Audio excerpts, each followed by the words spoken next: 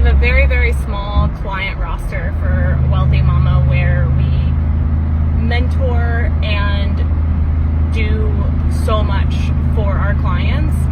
So I am heading to our top clients brick and mortar today, which I'm so excited. So we are no longer accepting new one-on-ones as we are going all in with our educational products and our passive income school. So that has been a very conscious choice of, you know, who we have and who we serve.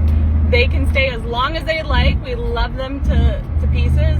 And also we know we want to impact so many mamas' lives. And so in order to do that, this mama needs the mental bandwidth to be able to scale this mission and vision that I know I can. I know I'm capable. And so me continuing to take on more and more clients, even when my team is doing things, I'm still invested. I'm still involved. Like, I don't think people realize. Watch out, vehicle on shoulder ahead. How much I think about their business. Like, I am constantly thinking about multiple different types of businesses that we support all day, every day. It's just my ADHD brain. So now it's like having, you know, multiple children. You're always thinking about them. You're always worried about them. You want the best for them. Like that's what our clients are for me. Like, and I take it very seriously. And so I've just made the very conscious choice, as difficult as it's been, especially when people are like, please, please, please, like, you know, I want, like, take my money. I want to work with you one-on-one. And I'm just like, I've got to keep this promise to myself and all the moms out there, because I need and want the mental bandwidth so it doesn't start spilling over to my family time. So, man, has that been beautiful and also tough. Like, it's the duality of both that I've been really, you know, regulating around. So I'm actually genuinely excited to head to our client today because it's an hour and a half away, and I have my whole car packed up, and we're organizing her office, and we're going to do some social media videos and photos because we do all of her marketing for her. But her office was really like bothering her, and I was like, I actually love to clean and organize. I used to work with a cleaning company before I was an entrepreneur, and like I was so excited. Like, I loved that job. And what's been hard is, one, when you have ADHD, it's hard to like stay organized and stay on top of all the cleaning tasks, but I genuinely love it. And then when you add kids involved, you know, kids make messes. So I've really had to work to create systems around our family, and we're getting there. And I've actually been building something to help other moms, because I don't feel like we should constantly live in stress and chaos and just accept that that's how we're supposed to live. Like, that's not a quality-based life. Like, why do we think that is the only option? And so I've just been working on that, and the laundry is going to keep piling up. The dishes are going to pile up. Even when it was holiday break, I got so annoyed with like how many times I had to do the dishes. So it's just like, it's a part of life.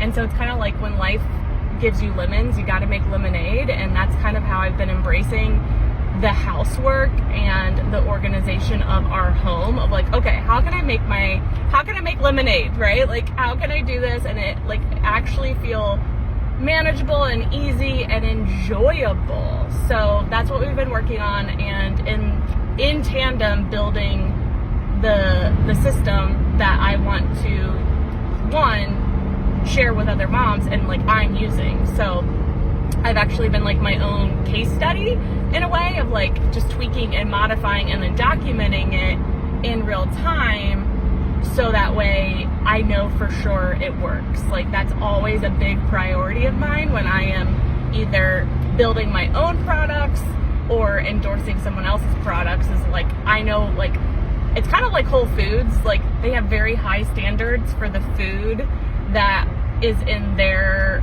store, and like, that's how I feel, like, in my own way. Like, I have very high standards for myself. Now, it doesn't mean you're not going to see a typo or two, but like, I put so much love and energy and thought and support and tweaking and modifying into what we create.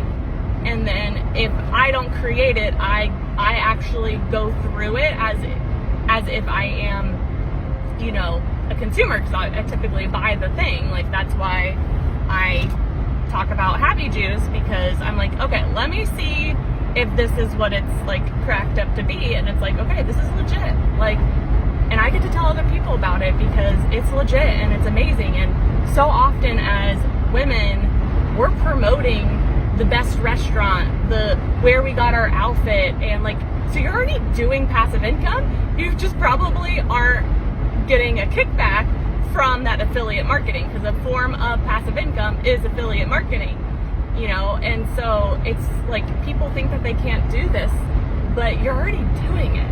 I want you to get paid for it. And most people have so much knowledge that they are not monetizing. And if they are, it's more service-based, which means they're trading a ton of time and energy. And that's the only form. Oh, I just saw 555 on a license plate. Yes. Yes, angels. Let's go, let's go, let's go. So anyways, squirrel.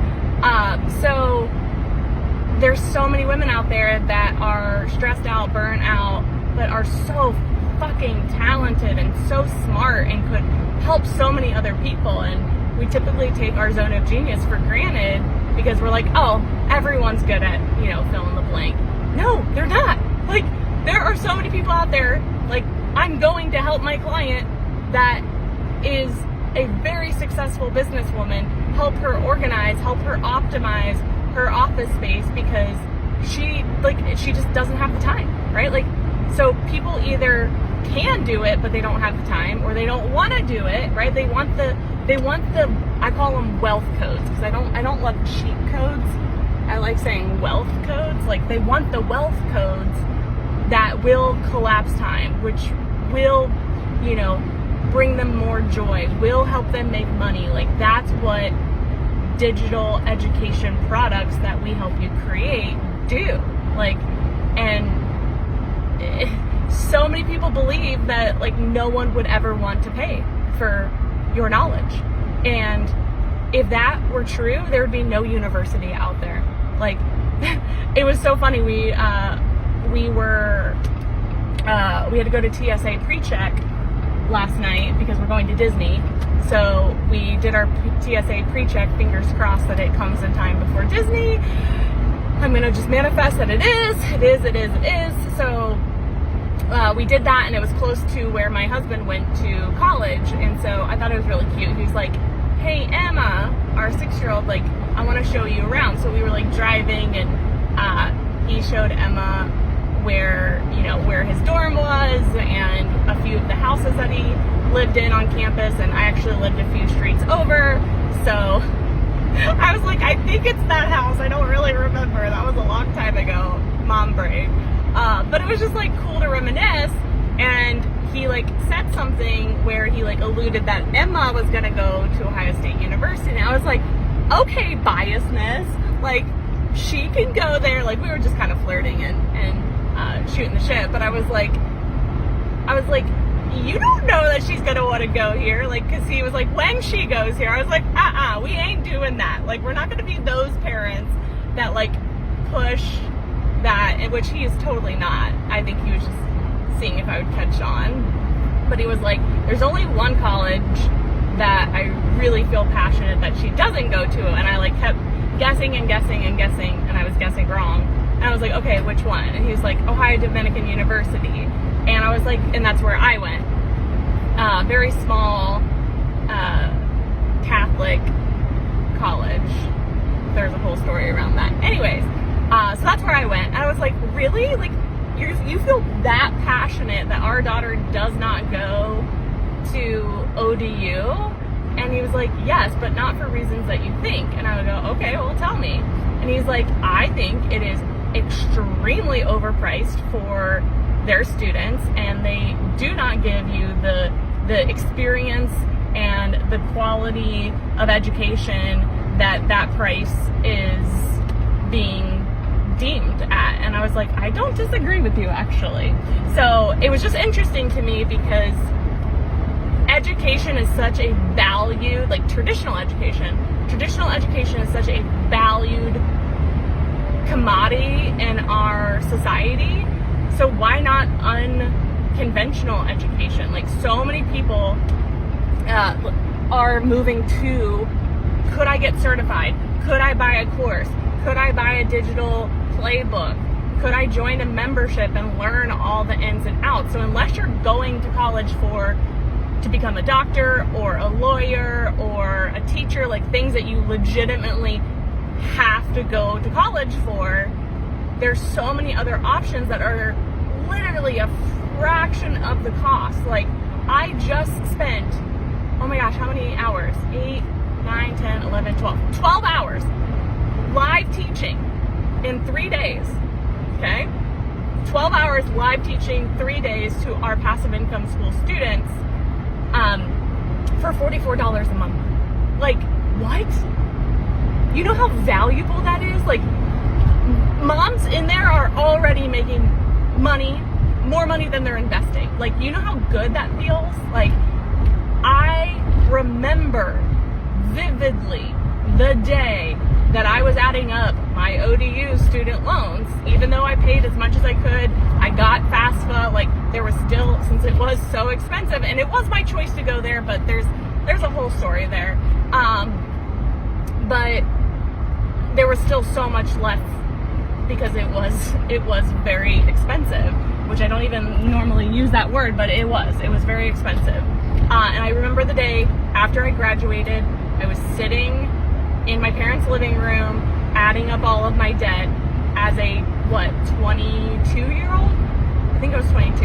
Yeah, 22. And saying, holy shit, it was $50K. And I was like, whoa! I went to school for 4 years, busted my ass to literally pay as much as I could during without killing myself. I was working multiple jobs, going to school full time, homework, right? Like, trying to somewhat have a social life, like a very small social life. And I literally spent so much money and then adding up that debt, right? And like, everyone celebrates it. They celebrate being a poor college student. They celebrate student loan debt. Like, not everyone. I should take that back. I don't love to generalize because I don't think that's fair, but you know what I'm trying to say. A lot of people do. They're like, oh, it's good debt. Like, I even remember my parents saying, it's good debt. Fuck that shit. Unless I actually had to go to college to be able to be a lawyer, and that was like my dream, right? Which at one point it was. And that makes sense. Like, it makes at least a little bit more sense. They even, like, doctors and attorneys, like, I know a lot of doctors that are in their 30s and 40s and even 50s that are still fucking paying off their student loans. Like, why is that okay in capitalism? Like, why is that okay? There are other options. And so you're gonna keep seeing this big trend in the e-learning space with like what we're doing, what we're teaching other people to do. And it's like, get a part of the action. Like, there are absolutely fucking people out there that would be so thrilled to spend money with you, especially it being a fraction of the cost. If people did not value education, there would be no universities. They would not be making so much fucking bang, right? And there's nothing wrong with making a lot of money. I just choose to look at it of like, this gets to feel good for everyone. Like, I feel so good knowing I just taught my whole heart and soul for 12 hours straight, and like, they get other things. Like, I sent them a 90-day money mindset reset for free because they get a free gift every single month. So I sent them that. It's an audio program that I recorded for 90 days. They got that. They got a social media digital planner where they can literally map everything out because we had a whole day dedicated to marketing. and I wanted to give them a tool and a resource. So my plan was to only do the money mindset reset, but I was like, no, I can't just give them that